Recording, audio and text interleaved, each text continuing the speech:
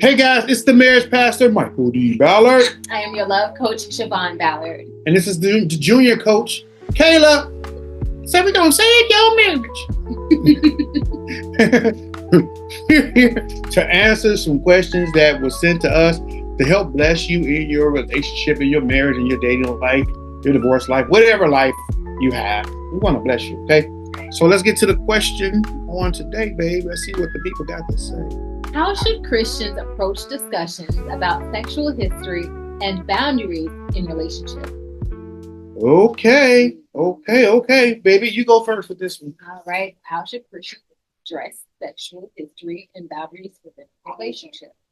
Biblically based, you can't go wrong, right? If we're speaking of Christians, everything should be filtered through your faith, through what the word says, how God directs us to go. Now, granted, the expectation would be that whoever you're dating or in a relationship with shares the same faith as you. And this is why when vetting for a partner, it's important to know what your requirements are. Now, some people are more lax in the faith department where they don't have those requirements that their partner share the same faith. That's a different element I can't speak to because I'm a Christian woman, my husband is a Christian man. This is my expertise. So I would definitely recommend basing everything on biblical principles. Can't go wrong there. Everything that has ever existed in human experience is in the Bible. There are so many lessons in the Bible that will teach you how to handle it. I would encourage you to be upfront, honest, open, respectful, loving. And as far as boundaries, it's pretty much the same across the board. You want to just not set boundaries with whoever you're in a relationship with, but having healthy boundaries for yourself, period, is important. So if you don't have boundaries to other people, you may find yourself struggling to set boundaries within your romantic relationship. So exercise that, for yourself in all elements of your life. But I would definitely say starting in the Bible. Pray about it. Learn the cues of the person you're with too. Like you can kind of tell sometimes if it's like some defensive body language comes up, such as folding of your arms or fidgeting or if they're uncomfortable talking about certain things, read the room. There's a time and place for everything. It's not just a way how you say it and how you approach it, but there's a time and a place for everything. So fill that out and make sure at some point it is addressed, it is clear, and there's understanding. I think that's 100% accurate. And I tell people, don't be afraid not to have the conversation. I think when you're dating, I think there's a certain point that you need to talk about certain things. You don't have to be graphic, right? You don't have to use grotesque words or very cheeky words to describe. You can have a conversation about sex where it's mature, right? You don't have to be overly graphic, right?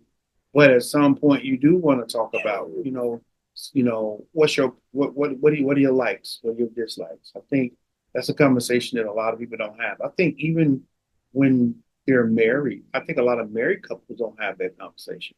And I think that's why there's a lot of dissatisfaction. It's actually statistically in a lot of relationships because we don't have the conversation. I think if you're dating someone, I say if you get to the point where, first of all, if you're dating someone and you're a believer, I think it should be known up front what your boundaries are. I think you should tell them up front, listen, I'm celibate. I don't plan on having sex until I'm married. And you need to know that, right? Because if you're in this relationship and that's what you want, then that's not what I'm going to do. Now, just because somebody says, okay, I get it, and then they keep pressing you to have sex afterwards, that's a definitely a red flag. Could be a black flag.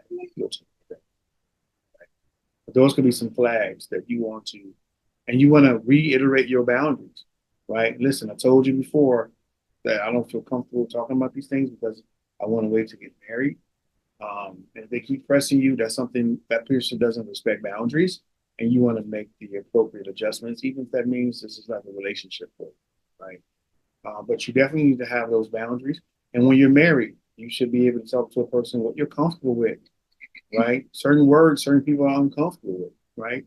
So you want to know your boundaries, set your boundaries, but you definitely want to not shy away from the conversation. I think more believers need to have these conversations, and we don't. And I think that's why we have a lot of unfulfilled sexual appetites. And we have unsatisfactory sex lives. But the world can talk about anything, right? Well, we should be able to talk about anything respectfully and appropriately, right? And the conversation shouldn't necessarily be to entice you to have sex, right? Unless you're married, right? But those conversations shouldn't be about sexual enticement as much as it should be about sexual understanding, education, and expectations, all right? But when you get married, they definitely should be there. So that's how you should handle it. Handle it with respect and dignity, right? With boundaries, right? Know what you can and you can't talk about because words are powerful and you don't want to put thoughts in people's heads. You know, sometimes you can, and also it's the attention behind what you're talking about, right? Because before I was married, I knew how to skillfully or manipulatively talk about sex because I'm trying to plant seeds in the head of the person I'm with to fill them out. That's manipulation, right? And you need discernment when you're doing that in dating, right? Throwing out little innuendos and things to test the water. I'm not talking about that type of sexual conversation. I'm talking about conversations to understand expectation, education, right? And the things that you want in your partner if it is pertaining to marriage. So I think that's it. Let's talk about that. All right. All right. So I hope that helps you and answer that question. Again, I am Michael D. Ballard, the marriage pastor. And I am Coach Siobhan, your love coach, heart coach. All right. And this is Caleb, the Caleb Bear, looking around, trying to figure out what's going on with life. We pray that this advice has blessed you. Pray that you take it to heart and just take it one day at a time. That's right. And if you have any more questions, please email us at the Kingdom Marriage Movement at gmail.com. And the subject line, put I have a question, and we'll answer it. We'll hope that these questions could bless you and others just like you, right? Until next time we meet again, you can always go to our website, coachmylove.net. We have assessments there. We have books to help you become more heart smart, right? If you are single and ready to mingle, we have a tab called Love on Purpose for the ladies that will help you connect you with possibly the Boaz that God has for you. And just follow up with us and keep up with us. Go to that website, coachmylove.net. And for those that are married and you need some skill sets, you need to learn how to be married because nobody really teaches us how to be married. We just throwing stuff on the wall and seeing what sticks, right? You don't have to do that anymore. We can help you. We have a class, not a class, we have an actual online academy called Kingdom Marriage. She said class. Kingdom Marriage Academy, right? Join the company. It's free to actually become a part of the school, right? To get our newsletters, to get tips. It's free to join. So again, go to coachmylove.net, hit that tab, join, and you'll get newsletters every week with encouragement, right? And if you want to go to the next level and become a student, you have options for that too. We'd love to have you a part of our online academy. So again, I am Pastor Michael, marriage pastor. It's a long day. It's been a long day. And we'll see you. And I'm heart coach. I'm your heart coach, Siobhan Ballard. And thank you all for joining us. And we pray that this advice has blessed you. And say bye-bye. From our family to Say yours. bye-bye. Say bye-bye. There he is. There he is. He see himself, y'all.